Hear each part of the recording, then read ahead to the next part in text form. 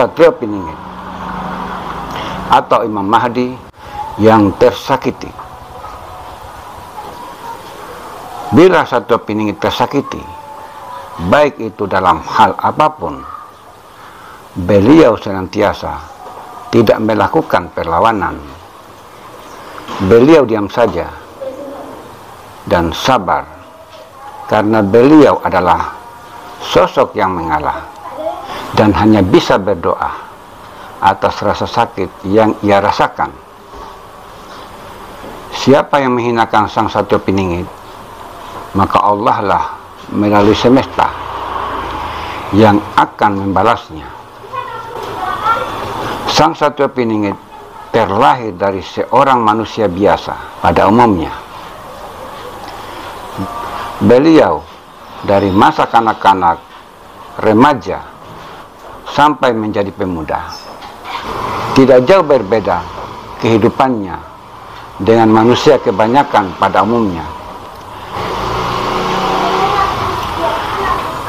Dalam bermasyarakat, adanya sebuah kehidupan yang sifatnya bergotong royong, saling menghormati, menghargai satu sama lain, dan berbaur di tengah-tengah kehidupan masyarakat.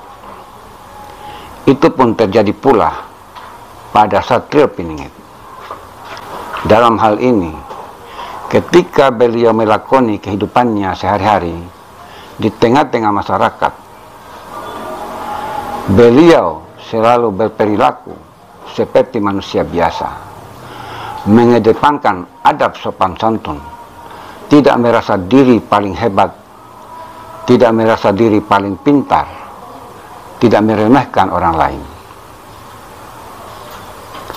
Satrio Piningit adalah sosok yang sangat tangguh terhadap rasa sakit apapun bentuknya. Atau bisa diartikan bahwa perasaan Satrio Piningit sangat peka. Karena kenapa? Dikarenakan ketika dirinya tersakiti, maka seakan-akan sensor kerohaniannya atau kalbunya menjadi sangat tajam.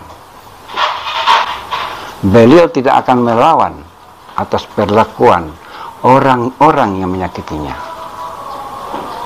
Akan tetapi, beliau hanya berdoa dan berpikir bagaimana mencari solusi untuk semua masalah yang dihadapinya, yang beliau rasakan atau yang beliau terima. Setelah beliau tersakiti, entah apa, entah karena doa atas kepasrahannya atau karena hal lain, siapa yang menyakiti akan mengalami sesuatu atau merasakan sakit juga. Hal tersebut tentu saja membuat Satrio Piningit terkejut dan merasa prihatin setelah orang tersebut mengalami kesakitan. Maka dengan tanpa diminta, Sang Satrio Piningit akan mendoakan untuk kesembuhan dan kebaikan orang tersebut. Satrio Piningit merupakan seorang yang welas asih kepada siapapun,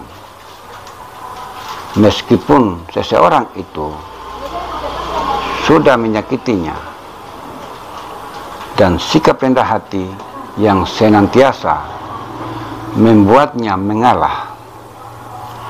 Inilah ujian bagi seorang sosok pilihan yang terpilih. Jadi, orang-orang yang tidak bertanggung jawab, yang selalu menghina, mengejek, memfitnah, dan seterusnya, itulah yang terjadi. Disinilah beliau diam, beliau pasrah. Karena kenapa? Karena sifat yang tercela, terutama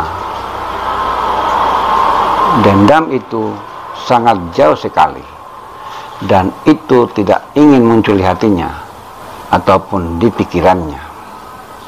Disinilah berserah dirinya beliau kepada Allah, dan barang siapa yang senantiasa tidak menjaga perbuatan, tutur kata, mengejek dengan perkataan yang sangat keji, menyinggung perasaan beliau, menghinakan beliau, memfitnah, dan seterusnya, tunggu balasannya. Allah lah yang akan membalas langsung melalui semesta. Jadi, meskipun satu piningit disakiti, akan tetapi beliau rela untuk memaafkan siapapun yang menyakitinya. Lingkaran ujian-ujian ini terus berjalan, tak akan berakhir, dikarenakan memang hidup ini adalah ujian. Semua tergantung bagaimana cara kita untuk menyikapi, menjalani, dan menghadapi ujian-ujian tersebut. Maka hati-hati bila kita menyakiti orang lain, karena bila doa-doanya kepada Tuhannya telah terucap, maka akan menerima balasannya. Karena siapapun akan merasakan balasan atas apa yang diperbuat, itu pasti. Apalagi bila orang yang kita sakiti itu dekat dengan Rabb-Nya, dekat dengan Tuhannya, maka segera sadar dan mohon ampun kepada Allah, Tuhan semesta alam, atas kesalahan dan kehilafan yang kita lakukan. Intinya di sini adalah kesadaran, kedewasaan diri. Siapapun itu, hilangkan keakuan. Karena di dunia ini, pada hakikatnya, kita manusia tidak mungkin bisa hidup seorang diri. Bagaimanapun, tentu kita sangat memerlukan orang lain dalam hal apapun.